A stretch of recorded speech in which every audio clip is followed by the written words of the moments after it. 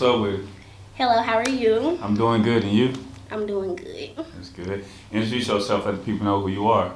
I'm Brennae. I'm an educator. I dance. I have my own businesses. I have my hands in a lot of stuff, but yeah. Yeah.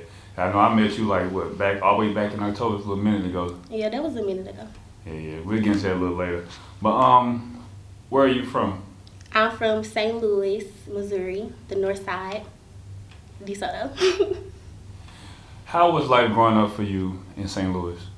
So my childhood, I spent most of my childhood on the north side, so I was there literally almost every day of my life until I was like 15 when I got in high school. But it was just the regular stuff, like, you know, you see people outside doing their thing, jogging, whatever, like going to the house with your cousins, my siblings or whatever, and we'd play. We just literally never had anything to do, so we'd just always find our own little trouble or adventure. But yeah, it was a cool time. Yeah, typical things kids go through growing up. Yeah. How was your home life, like, as far as your household? My household, it was cool. Like, I had both my parents, so my mom and my dad are both present in my life and still are, thank God. But yeah, like I said, I had a brother. I have an older brother, and I have two younger sisters. And we just used to, we were really close as a family, so we were just always together and stuff like that. It wasn't nothing like crazy or nothing like that. You know, we struggled or whatever, but it wasn't nothing too bad. Yeah. And you pointed out something, you just said something like you had both your parents in your life. Mm-hmm. How important is that for anybody growing up in the world to have both parents? Because, you know, sad to say, most kids that come up in the urban areas, parents tend to not be together. Right. Or, you know, not be there together, you know, with both, you know, working with the child. How did that affect you growing up, having both your parents, would you say?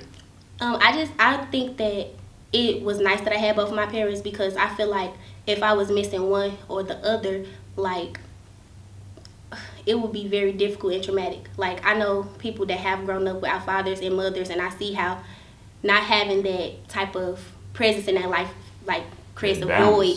Yeah, it creates a void, and, you know, once you have a void, you go looking for anything to try to fill it.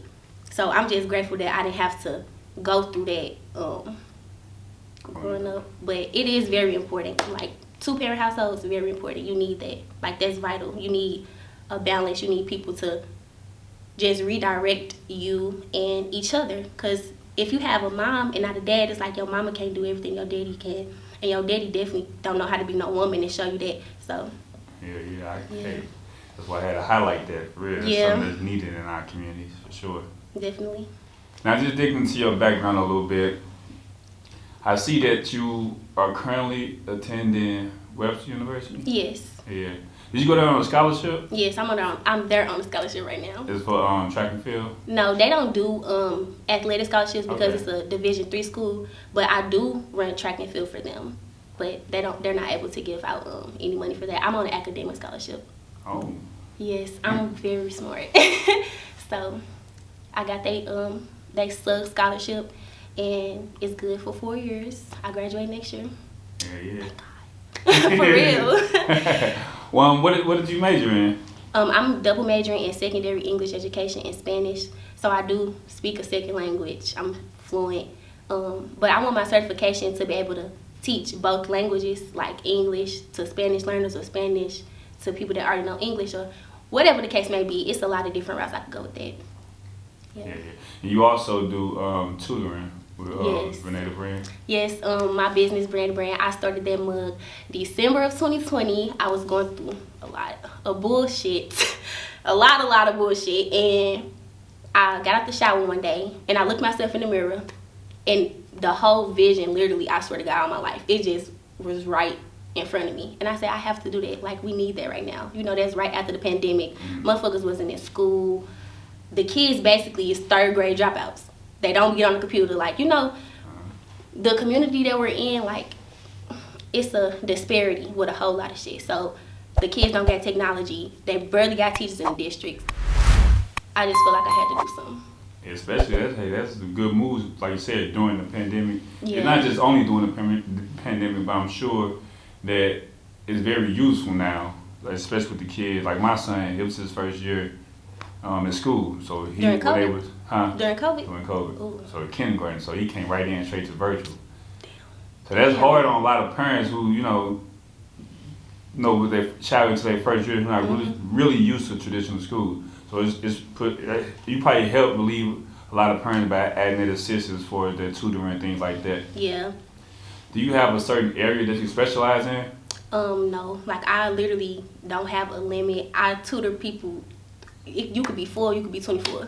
Like any subject, I'm a teach. If I don't know it, I'm gonna teach myself, so I'm able to teach you. Yeah. Like that's just what it is. How is the business going for you, especially during this time? So lately I've been kind of, I'm not gonna say scaling back, but I'm starting to think about my management more and like who I want on my team, because at first it was just me and a few other people. So I'm not actively accepting new learners, but the ones that I do got, we still going. Yeah. For sure. Sure, that's dope. But speaking of that, Brennae the brand, it made me, it sparked educational conversations with my cohorts, like my friends or whatever. And I have a friend, Fatu, shout out Fatu, who wanted to go into the public schools and like tutor them, like just have college kids go in there and tutor. So we founded Project Illuminate in fall of 21. So we got that going and we getting it cracking now. The luminary.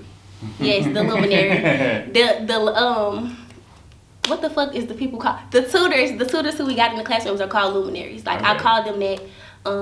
That's just what they're referred to. We here to literally be lights in the classroom, and it's working so well. Like, you would have thought that somebody would have came up with this some years back, but no. Like, I'm happy that we're doing it. Yeah, that's dope. And you also have mental health services. Like, do you do counseling, or do you reference people to counseling? So I reference people to them. I have friends that study psychology and like social work and counseling and stuff like that. So I do refer them, or I just ask them, like, I'm seeing this. What should I do to? How can I explain this? Like, if I'm observing a concerning behavior, I'm going to ask my psychologist friend, like, what is this? And then I'm going to seek to assist them, or I will just send them to them directly. But I just want everybody to be able to use their knowledge to its full capacity. So transfer their knowledge over to their learner so they can help whatever's going on. Yeah. And you also got this, you and your father or your siblings also with the 1403 brand? Yes. Oh my gosh. So with that, we founded that in memory of my aunt who passed of cancer in August of 2020. So everybody, I don't know if everybody know, but our motto is blood thicker than water. So when my auntie passed, like, it kind of just tore my family up, and she was like our glue. So when that happened, we just realized, like, life was too short and we have to, like, stick together, because blood is thicker than water. Like, we all we got, for real. But we started that in January 21. Our soft launch was in December 2020, and then, yeah, we launched in January 21. And then, the numbers come from her address. Yes.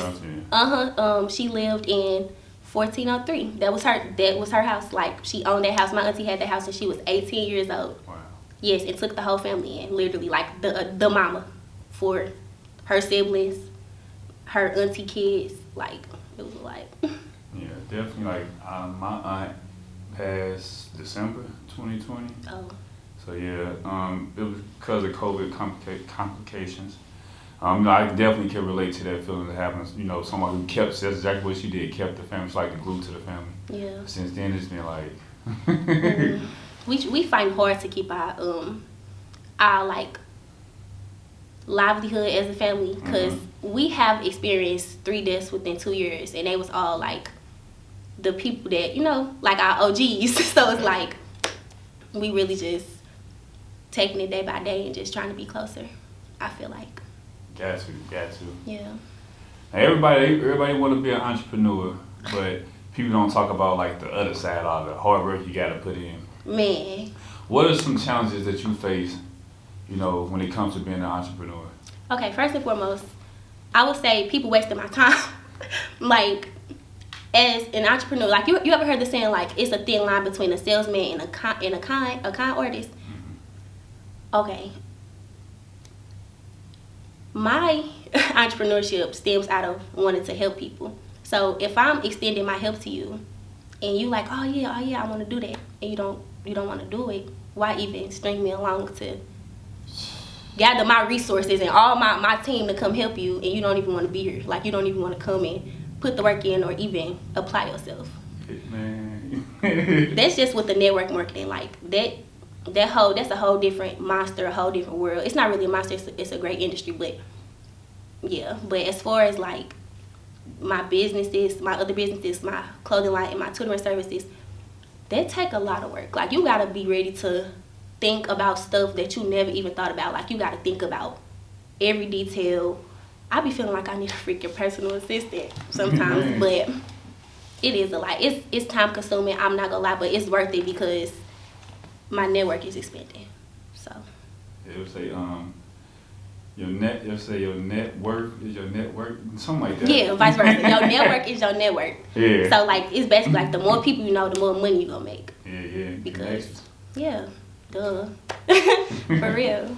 Now, I kind of skipped over some when you spoke about, being on the track and field team for Webster. Mm-hmm. Recently they just did a drug testing with I can't remember her name. But Sha'Carri Richardson. Yeah. They did her too dirty. Yeah, basically with her, then young lady got tested in the Russian Olympics. Mm-hmm. The 15-year-old. Yeah.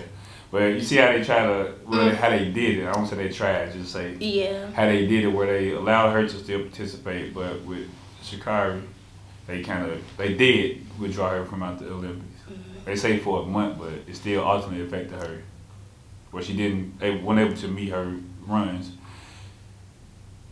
What are your thoughts on that? Okay, so I'm gonna say this first and foremost. I'm not well informed about what the white girl had going on, but so I'm not really gonna be able to speak on it. But as far as them banning Sha'Carri, I definitely think they shouldn't have did that. First of all, marijuana is not a performance enhancing drug.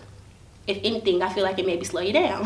So they should have let her run. But it's illegal. It's legal. It's like a decriminalized drug. I don't understand why they took it upon themselves to remove her. But I feel like they was probably trying to get her out the way, because she was like one of the top seeds. Like, she was the fastest woman in the world once upon a time. Yeah. So I definitely think people pull anti-black things all the time. So that was just their way of trying to get her out the way.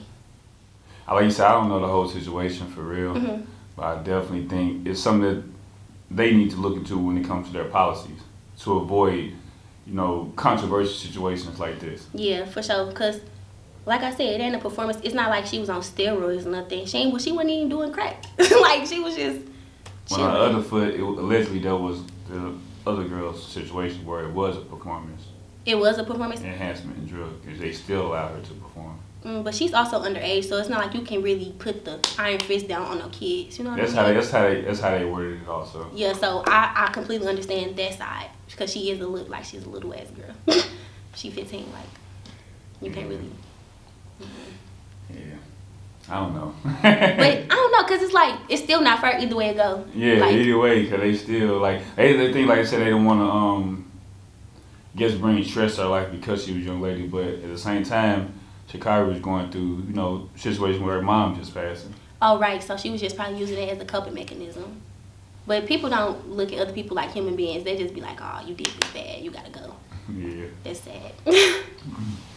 Now, let's just talk about how I originally met you. Okay. Yeah.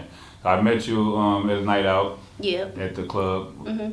I don't know if I want to say the club. Just I don't want to say the club. Oh, cool. But anyway, I was networking actually that night, and I got a question. I see a lot of dancers speak on this. Mm-hmm. They say people come to the club, they just come there, they don't tip, they don't do nothing, they don't do this, do that, do that. How do you feel about that? First of all, don't come to the club if you're not spending no money. Like, this is the booty club, not the go get a drink club, not the I want some chicken wings bar. Like, this is not that. So if you're not coming to have a good time with us, then what are you here for? Like, free show, that's broke shit. I don't like that. For real. I'm gonna say, me personally, I don't tip. He tells me I I'm don't tip. gonna tell you why. Hold on, hear me out. Okay. Hear me out. It's just a personal choice for me. I remember I got kicked out the club. Same club, but it was a different name back then. Cause I wouldn't tip. I had the money, it's just that I don't want to tip to just because you're naked or whatever. That's just my reason. Okay.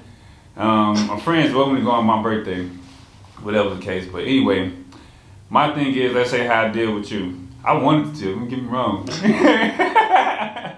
Don't get me wrong. Thanks. But what I did instead, I bought you a drink or something. Like, hey, you want some water, a drink, or whatever. Yeah, that was nice. That was nice. Because I'm like, man, I'd rather do that versus just, throwing that motherfucker here, throw some bands on the fuck. Nah. You're too funny. That's just my personal choice, man. I just feel like shit, you can go watch a flick or something for that.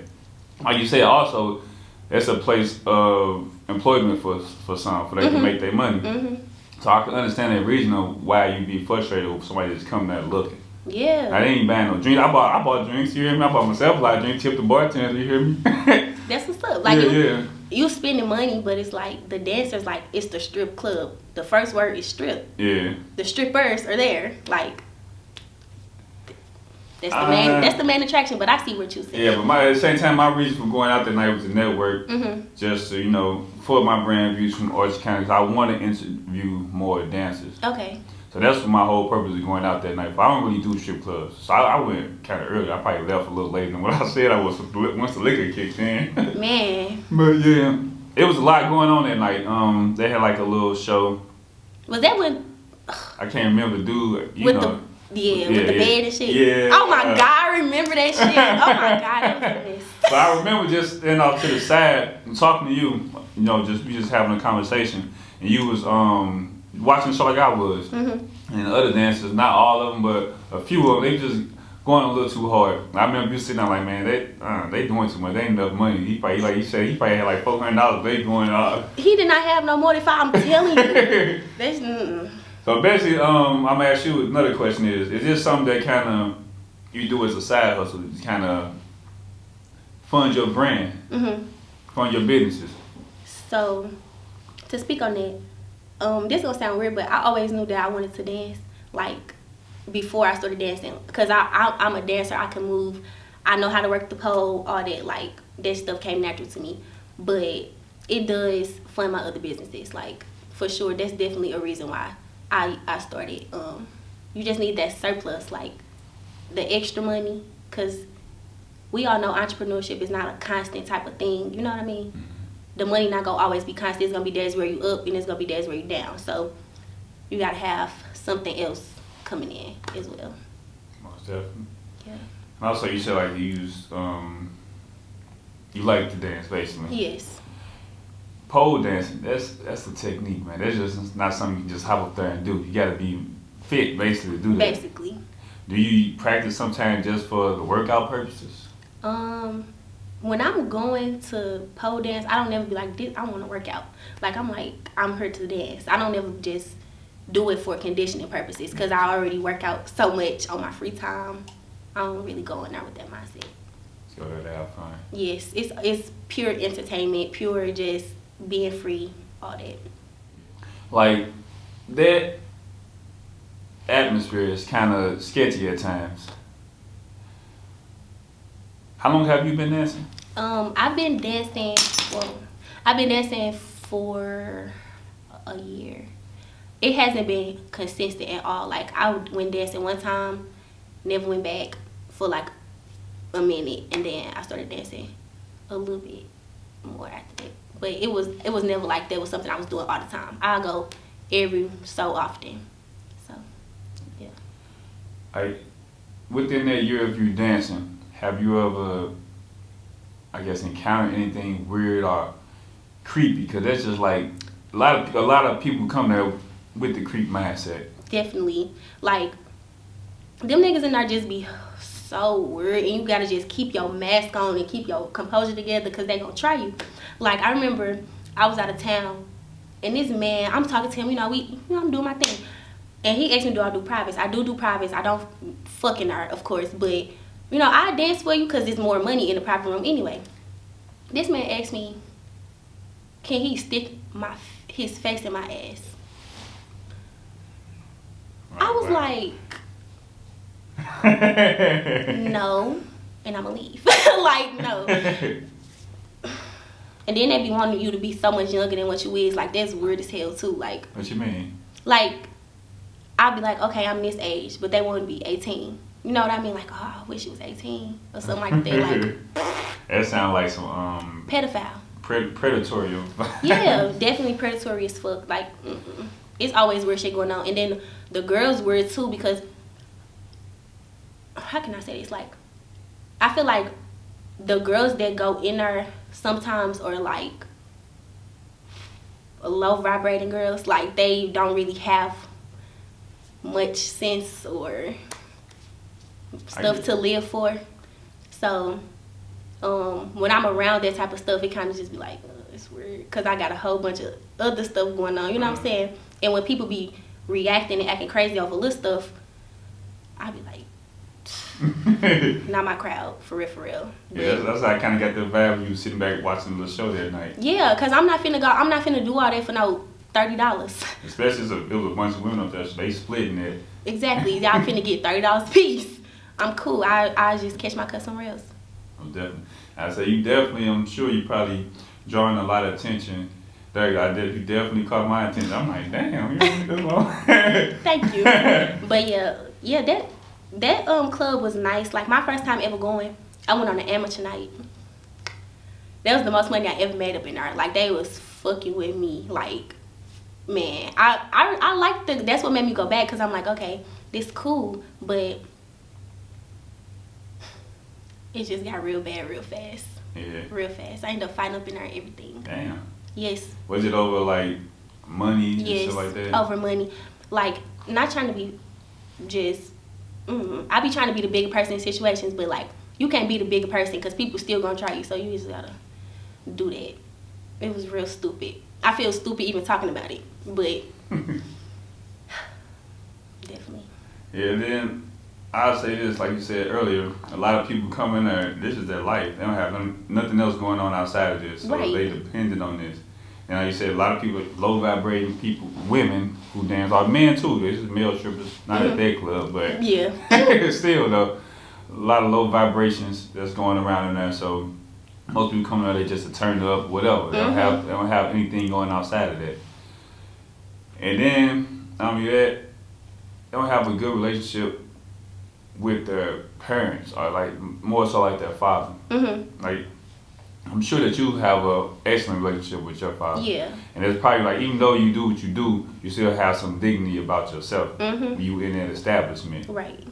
So I'm sure that kind of helped you from falling victim to a lot of situations in that environment. Yeah, that's real profound that you said that, because I could just, like, you observe people and you could just kind of tell what type of upbringing they have, you know what I'm saying?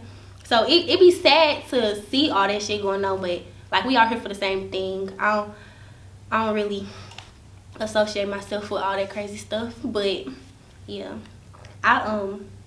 that's crazy that you said people with no dads, because it is a lot of people that's in there that straight do not got dads. But then I also think that's kind of like stereotypical, like, oh, you fatherless bitch, like, you in here stripping, you don't got no daddy. Like, you know, people try to flip that and try to make it, you know, but everybody do their own thing. Yeah, most definitely. Like you said, people prey on situations like that. Yes. Like you said, with somebody asked, "Oh, I wish you was 18." Like you said, that's somebody who want to take advantage of something. Word. That's basically how they're saying, like, I wish I could really get you then. That's how that sounded to me. Like, you ain't no little girl enough for me. Like, nah. Like, speaking on just like father-daughter relationships, I'm a father of two young ladies, lovely young ladies. Girl, dad. But how important is it for those type of relationships? Like, with your relationship with your father, does it contribute with the guy that you choose to actually be with? I mean, of course, you're young still, so you might kind of do your thing right now, but ultimately, you know in your back of your head, the man you really, really want to be with got to come to some type of standard towards your father. Right. So, that's funny, because, like, growing up, my dad was anti-boy. Like, he was like, no, like, on my ass, like, absolutely not. And I remember when I got caught in the 8th grade, bro, kissing my boyfriend. He was so pissed off at me. I was like, damn. Okay, that's cool. That's cool, daddy. It's cool. But I would say my daddy hate every nigga that I even try to like. It does contribute, but it's like he'll tell me like this the type of nigga that you don't need, or like this, if he do this then it ain't like that. But he also told me I can have a boyfriend when he gotta stop paying for everything. So you know what that mean, like, you know, he said without saying it, you know. Yeah. Like, don't fuck with no broke nigga. Like, if he can't spoil you to my extent or more, then you don't need to be fucking with him. Exactly. Like, it's so, real shit. That's why I'm single. Hey, real shit though. Especially like, I'm a father of my oldest daughter. She would be 14 this year. He look like You don't even look like you would have no 14-year-old. What? You for real? Yeah. Golly. Well, yeah, my oldest daughter be 14. I'm sure she, probably she ain't gonna tell me, because I'm probably like your father. Hey, no, fuck nah. Yeah, no, absolutely Hell nah. I'm the same way, but I learned as a father, especially now having my youngest, she'll be 4 this year, but just dealing with your daughter, you don't want to be, you can be stern on them, but don't run them away. Allow them to still be themselves. That's something I learned. Yeah. Because you still want them to be able to come back to you and be comfortable enough to tell you things. Mm-hmm. You don't want them to just run away, or you too harsh on them. I don't want to tell them, he don't get the trip of it. You still can trip, but it's, like you said, it's how your daddy said you mess with this type of person, or do this type of thing. Mm-hmm. Because basically he know, as a man, he knows certain signs when a person just maybe not feeling you. Granted, you still got to grow as a young man, in the world. Mm-hmm. But he know as a man some certain signs, like, nah, fuck nah, that, Yeah, he be like, I don't like that nigga, he a clown. I'm like, you can't come around no more. Like, my daddy said you a clown. Hey, So. hey. Sorry. You know them say certain moves, certain things. Yeah. That's crazy you got 2 daughters though, like, and a 14-year-old, what? He say what? Say who do you look at? Hell no. What you start having kids at 10? No. I'm just playing. Nah, I was 17 Oh, okay. when I first had my first child. That's about the age everybody start having kids, for real. That's Yeah. crazy. That ain't normal though. I ain't trying to like speak No, to no, your situation. speak I'm your just mind. saying like, I just wish it was just different. Like everybody, like my parents were teen parents as well, and I know there was a struggle. Like that's why I said we struggled growing up, but I just can't imagine being a teen parent. I'm still a kid myself, so. Yeah. But no, you're completely right though. If I could do things differently, I definitely would. I love my children, but like you said, I was a child myself, 17, still learning who I am. Still to this day, for real, learning as who I am as a person. But especially back then, I was still in the street shit. Really? Yeah, still in the street doing God knows what. But it's definitely better for a person to have themselves established as a person, mentally, emotionally, financially, everything, before they bring somebody else into the world. Granted, it don't always happen that way. Mm-hmm. It kind of expedites your life. It makes you move expeditiously. Definitely. But no, for real though, it's better for a person to be on top of their game before they bring somebody in to basically help break those generational curses. Facts. Most definitely. Facts. So, you feel like it made you grow up fast, like way faster than what you needed to? Yeah. Oh man, that's the part I'm like. I feel like that stuff just snatches. Because I ain't like. Granted, I was still, like I said, still bullshitting around, but when it came to my daughter, as my only child at the time, yeah, I wasn't bullshitting about her. I had to make sure, especially my mama, she wasn't playing that shit. She wasn't letting me slack off. Right. I couldn't be a deadbeat if I wanted to. Right. Period. I couldn't be if I wanted to. I wouldn't, but still, like it definitely when it came to her, I had to make sure I was on top of everything. I wasn't able to probably attend certain things growing up because I had to probably beat up my child, things like that. Dang. But it's life, It is life. Oh man. Yeah. But coming to a closing here. Okay. What do you have in store for 2022? Okay, so 2022 definitely bigger events, moves, just popping my shit more, because I feel like I was just in a shell and just doing stuff like real on a small scale. I'm not doing that no more. Like, I just need to go all out and just do my thing. But I definitely plan on traveling more. I want to be able to go out of the country this year. Like, that's on my bucket list for sure for 2022. Yeah, make more connections and just get to the bag. That's all I'm trying to do. Literally, that's it. Period, Pooh. Yes. But no, shout out to your social media, let people know they can find you at. Okay, so follow me on Instagram at Brennae at BREN.NAE. Snapchat, Nay20s. I don't have really no other social media. Y'all can do my Facebook and the You say, yeah, it's personal. Yeah, that is.